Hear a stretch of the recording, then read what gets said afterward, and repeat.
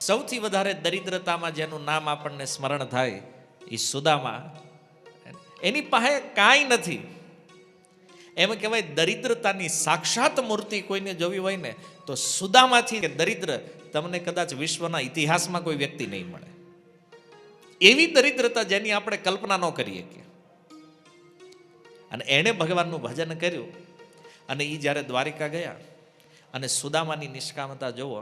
જીતેન્દ્રિય બ્રાહ્મણ છે.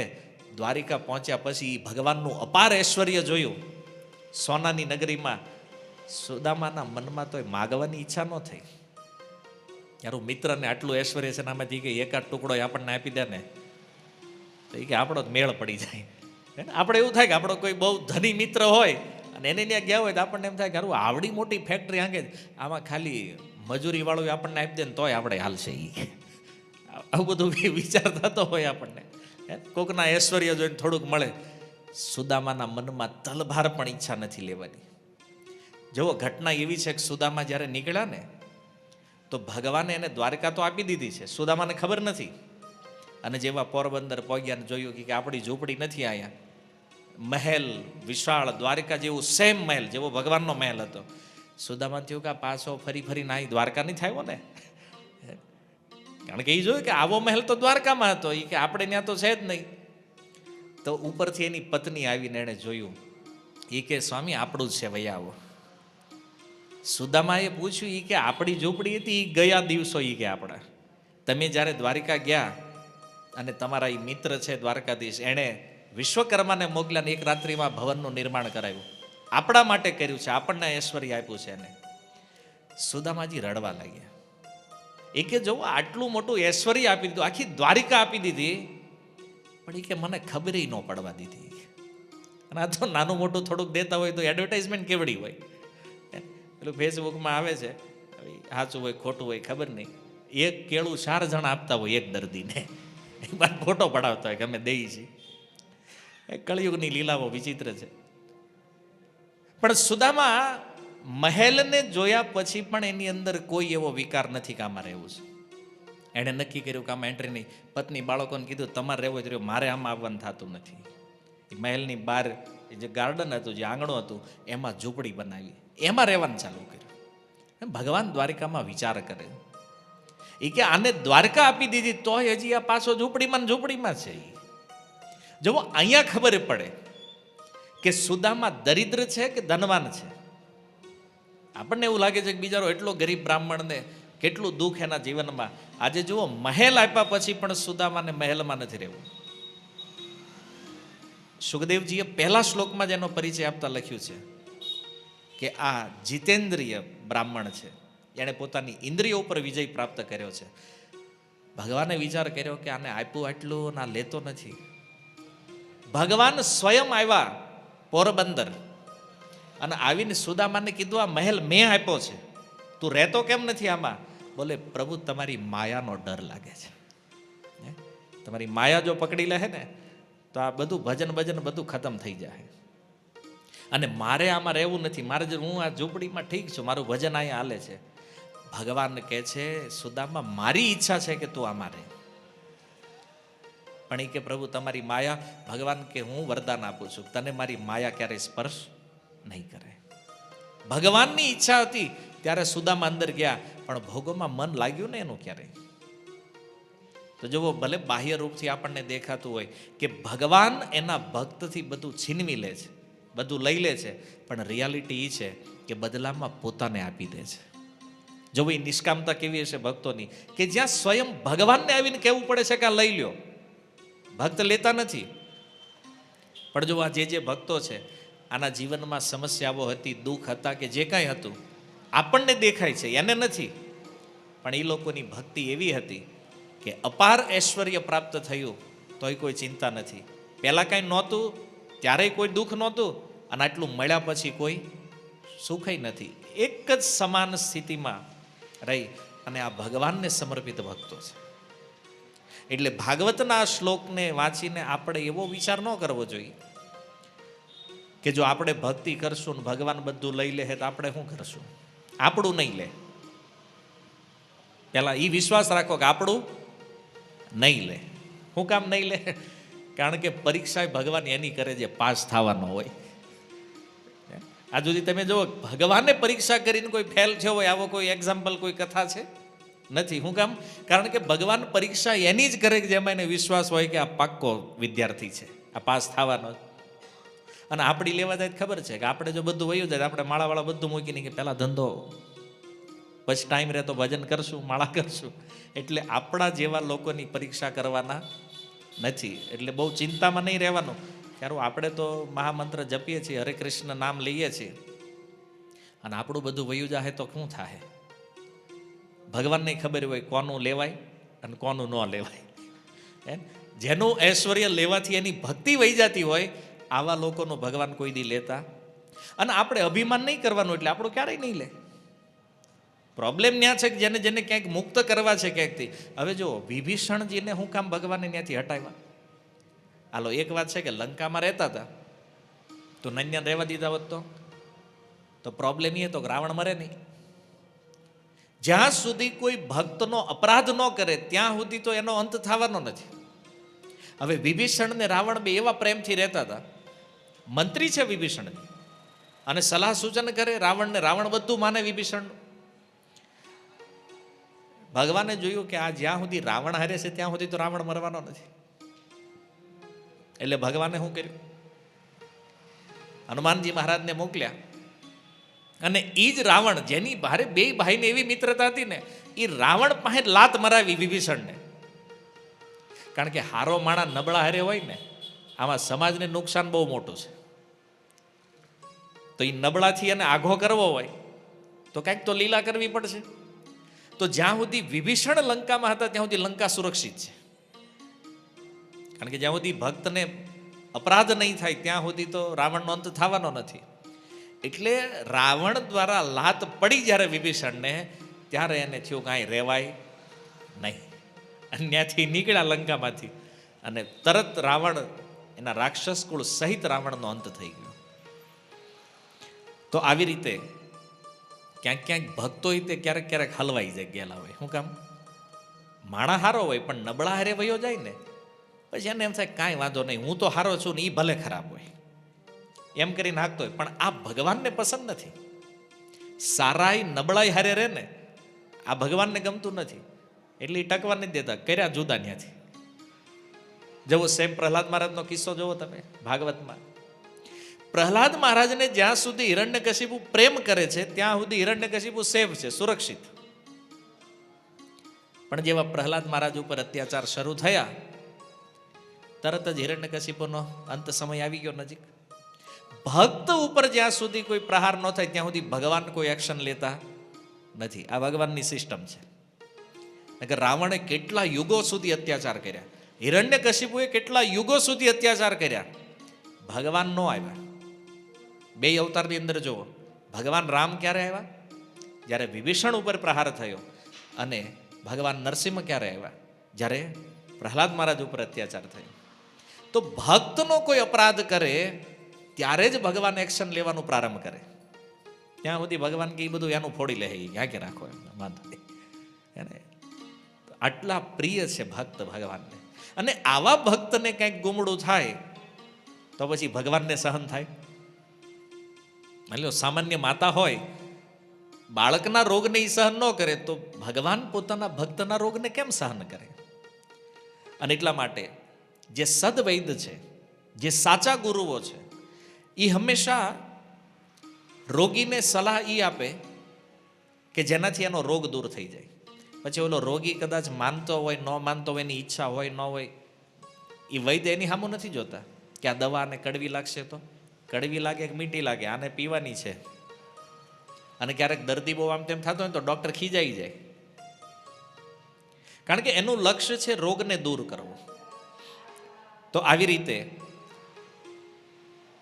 કોઈ દર્દી કદાચ વિચાર કરે કે મને તમે ગળી દવા આપો, કારણ કે અત્યાર સુધી તમે આપી બધી બહુ કડવી છે, ગળી દવા આપો ને તો હું પીશ. ડૉક્ટર કહે દવા કડવી છે ને એ જ પીવાની જ તારે.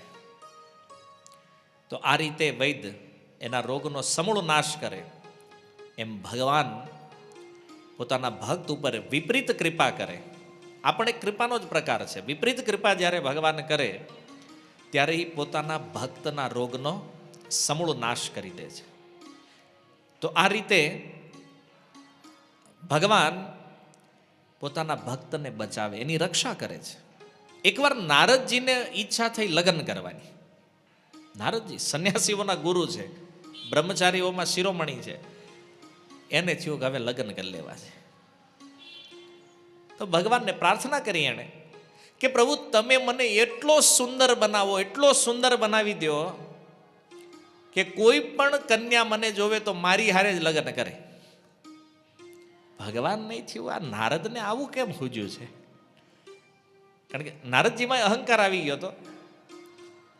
તો એ અહમને દૂર કરવા માટે ભગવાને કીધું કેવો સુંદર બનાવું તને? તો એ કે તમારું રૂપ મને આપી દો. ભગવાનને કે ઊંચીનું થોડાક દી એ વિશ્વ સુંદરીને જ્યાં સુધી પરણી ન આવું ત્યાં સુધીનું રૂપ ભાડે આપો. એ કે નારદજીએ રૂપ ભાડે લીધું. તો ભગવાને કીધું કે તમારું હિત જેમાં હોય ને એ હું કરીશ. નારદને એમ થયું કે ભાઈ રૂપ તો મને આપી દીધું, અને ભગવાનનું એક નામ છે હરિ. તો રૂપ આપ્યું ભગવાને, અને બંદરને પણ સંસ્કૃતમાં હરિ કહેવામાં આવે છે. તો ભગવાને કીધું હરિ રૂપ આપું છું તમને.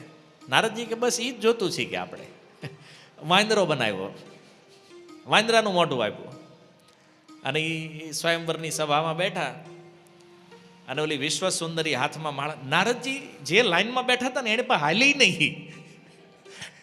તો ઓલા બધા એની બાજુવાળા હતા ને કહેવા માંડ્યા આ ક્યાં આપણી બાજુમાં બેઠો? એ કે એટલે શિવજીના ગણો એની બાજુમાં હતા, એ હસવા માંડ્યા. એ કે આને એમ કે મને માળા પહેરાવશે. એ કે આની સામું જોયું ને એ બે હસતા હતા. નારદજીએ જોયું કેમ? એટલે તમે કેમ દાંત કાઢો છો ભાઈ? એ પેલું પાણી મોઢું જોવો એ એકવાર તમે. અને પાણીમાં મોઢું જોયું, વાંદરાનું મોઢું. અને નારદજીનો જે મગજ ગયો, સ્વયંવરને ત્યાં મૂકીને નીકળ્યા, સીધા રસ્તા મળી ગયા ભગવાન. અને વિશ્વ સુંદરી એની હારે, ભગવાને વિવાહ કર્યા એની હારે. અને પછી તો નારદજીના મોઢેથી જે બાણ નીકળ્યા છે, ભગવાનને કે તમે કોઈનું સુખ જોઈ નથી શકતા. હે ને, તમારે આટલી લક્ષ્મી છે, મારા લગ્ન આની હારે થવાના, તમને હું વાંધો હતો એમાં? પણ હવે તમારો સ્વભાવ જ કપટી છે પહેલેથી, કે કોકનું સારું થઈ જોઈને આની હારે મારે લગ્ન કરવાના હતા, તમે લગ્ન કરીને આવ્યા. આજે આના વિરહમાં જેમ હું દુઃખી થઈ રહ્યો છું ને, એમ પત્નીના વિરહમાં તમારે દુઃખી. શ્રાપ, નારદજીએ ભગવાનને શ્રાપ આપી દીધો. ભગવાનને થયું કે નારદ વધારે ગરમ થઈ ગયા છે, હવે બધી લીલા હંકેલી લેવી. જેવી માયા દ્રશ્ય કરી તો નથી કોઈ નગર, નથી કોઈ વિશ્વ સુંદરી. અને ભગવાને કીધું ભાઈ આ બધી માયા મેં જ રચના કરી હતી તમારા અભિમાનને દૂર કરવા માટે. તમે કહેતા ને મેં કામ ઉપર વિજય પ્રાપ્ત કર્યો છે. પછી નારદજીને થયું પ્રભુ આ અજાણતામાં મેં તમને કેટલું કહી દીધું, શ્રાપ આપી દીધો, મને ક્ષમા કરો. કેટલી ગાળ્યું દઈ દીધી નારદજીએ ભગવાનને. ભગવાન કહે છે કાંઈ વાંધો નહીં નારદ, તારું હિત જેમાં છે ને એ મેં કર્યું છે. જો ભગવાનને આવા વચનો કીધા નારદજીએ, તોય ભગવાનને કીધું કાંઈ વાંધો નહીં નારદ, તારું હિત જેમાં થાય ને એ કે પ્રભુ સારું થયું તમે બચાવી લીધું. આ વાત કરી નારદજીએ જ્યારે ચિત્રકૂટમાં આવ્યા ને ભગવાન રામ અવતારમાં, સીતાજીનું હરણ થઈ ગયું. પછી નારદજી આવ્યા એકવાર ભગવાન પાસે અને કહેતા મારા શ્રાપના કારણે તમારે સીતાજીથી વિયોગ થઈ ગયો. ભગવાન કે એ થવાનો જ હતો, તો આમાં તારું કામ થઈ ગયું હારવાર. પણ એ કે પ્રભુ એક વાત હું તમને કહું, એ કે સારું થયું તમે મને બચાવી લીધો, કારણ કે તેથી જો મારા લગ્ન થઈ ગયા હોત ને તો હું હેરાન થઈ જાતી. કે ભગવાન કે હું તો થાવ છું અત્યારે, જો એટલે જ તને તેથી ના પાડી હતી, પણ તને તે ખબર ન પડી કે આ ન કરાય. પણ નારદજી કે નહીં પ્રભુ તમે મારું બહુ હિત કર્યું છે કે આ વસ્તુથી તમે મને બચાવ્યો. તો ભગવાનને વિવાહ ન થવા દીધા. પણ એ નારદજીને પછી ખબર પડી કે ભગવાને કેટલો મોટો અનુગ્રહ કર્યો છે નારદ ઉપર, એના વિવાહ નહીં કરાવીને. તો પહેલા નારદજીને એમ લાગ્યું ભગવાન મારી યારે છેતરપિંડી કરી રહ્યા છે, પણ અંતે એને સમજાણું કે નહીં, આ તો ભગવાને મારી ઉપર કૃપા કરી છે. તો ભગવાન કોઈ જીવ સાથે કાંઈ પણ કરે, ખાસ કરીને એના ભક્તો સાથે, આપણને એવું લાગે કે એને દુઃખી કરે છે, એને કષ્ટ આપે છે, પણ એમાં એ ભક્તનું હિત છે. જેવી રીતે આપણે રોગથી મુક્ત થઈ જાવી એટલે આપણને બધી વસ્તુ ખાવા પીવાની છૂટ મળી જાય. એમ જ્યારે આપણે આ ભવરોગથી મુક્ત થઈ જાવી તો આપણને સીધું ભગવાનનું જ ઐશ્વર્ય પ્રાપ્ત થવાનું છે. હે ને? આ જગતમાં 5-25 કરોડ હાટું માથા ફોડતા હોય, પણ શું કામ નથી સમજતા કે જો ભજન કર્યું અને ભગવાનને પામી ગયા તો વૈકુંઠમાં જેવું ભગવાનનું ઐશ્વર્ય છે ને, કારણ કે બાપાનું છેલ્લે તો દીકરાનું જ હોય. ભગવાનના જ ઐશ્વર્યના ઓટોમેટિક સ્વામી બની જાઓ. અહીંયા ટાઈમ વેસ્ટ કરીએ છીએ એમ થોડી એવી વસ્તુઓ માટે, થોડા એવા ધન માટે.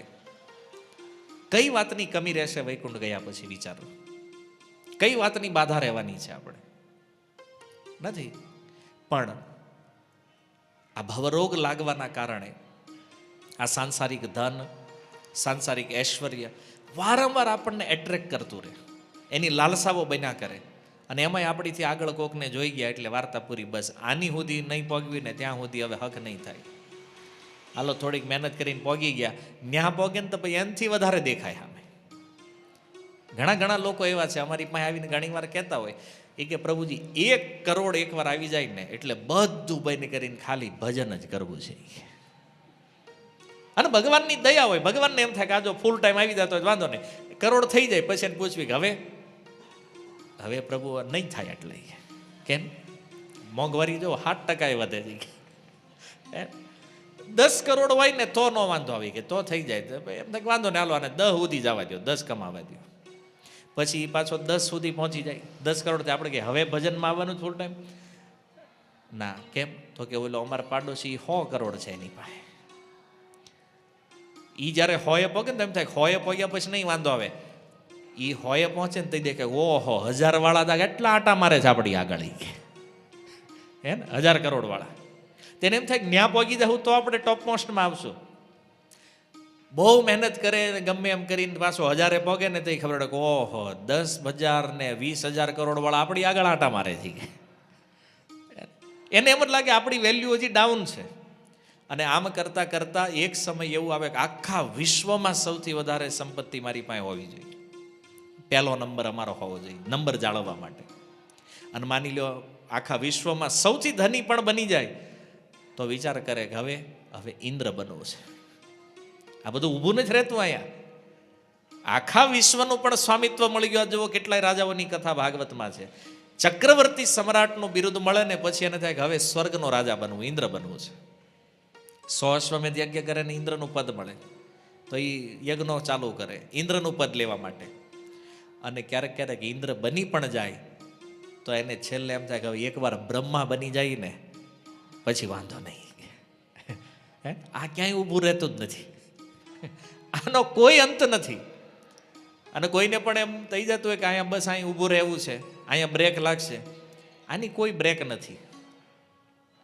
એટલા માટે કે આખા સંસારનું બ્રહ્મા સહિતના પદનું ઐશ્વર્ય જે છે એ માની લો એક મહાસાગરની અંદર રેતીના એક કણ જેવું છે.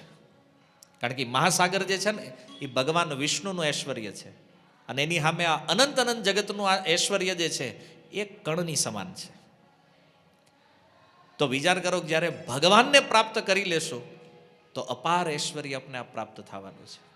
અને અહીંયા ગમે એટલી મહેનત કરો, ગમે એટલી મથામણ કરો, અંતે મૃત્યુ સમયે બધું શૂન્ય થઈ જવાનું છે. અને આ જ વાત જો સત્ય છે તો પછી વ્યક્તિએ પોતાના આત્મકલ્યાણનો વિચાર કરવો જોઈએ કે સંસારનો વિચાર કરવો જોઈએ? તો અજ્ઞાનની સ્થિતિમાં સંસાર દેખાય કે નહીં આ બધું તો ઠીક છે, હવે બધા ભજન ભક્તિનું કીધા કરે, બાકી કાલ છોકરા પરણાવવાના થાય, કેમ થાય? આવા બધા વિચારો આવે. આ મોંઘવારી અને આટલું ભણાવવાનું, નામ કરવાનું, તેમ કરવાનું, આ બધું મનમાં આવે. પણ જો એ બધું બાધા નથી. આ બધા વ્યવહારિક કામ તો ચાલવાના છે. આપણો ધંધો, નોકરી, પરિવારનું પાલન, વ્યવહાર બધું ચાલશે. પણ મુખ્ય વસ્તુ આપણા જીવનમાં છે આપણું આત્મકલ્યાણ. કારણ કે મૃત્યુ સનાતન સત્ય છે. એ આવવાનું છે, એ કન્ફર્મ છે. ક્યારે આવવાનું છે એ આપણે જાણતા નથી, પણ આવવાનું છે એ તો કન્ફર્મ છે ને. અને આપણી પાસે એટલું તો જ્ઞાન છે કે મૃત્યુ સમયે આ શરીર પણ આપણી સાથે રહેતું નથી. તો બીજી ધન સંપત્તિ ઐશ્વર્યની તો વાત છોડી દો. તો આ જે સંસારમાં આપણે રહીએ છીએ આ મનુષ્ય જીવનમાં આપણું કર્તવ્ય છે કે આપણા આત્મકલ્યાણનો વિચાર કરવો જોઈએ.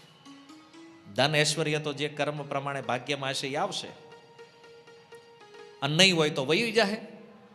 આખી જિંદગી મહેનત કરીને જો ભાગ્યમાં નથી તો છેલ્લે ઉડી જાય છે બધું. મૃત્યુ પછી ધન જાય એવું નથી. આ જગતમાં કોઈ કાપડા લઈને ઉઠી ગયો હોય તો આપણે જીવતા હોય તઈ વયું જાય છે. જોયું છે ને? હે, આપણા જ હાથમાં હોય બધું તોય આપણે એ ધનને પકડી શકતા નથી. આ વાસ્તવિકતા છે. અને એટલા માટે આ જીવન પૂરું થાય એ પહેલા આપણે આપણા આત્મકલ્યાણનો વિચાર કરવો જોઈએ.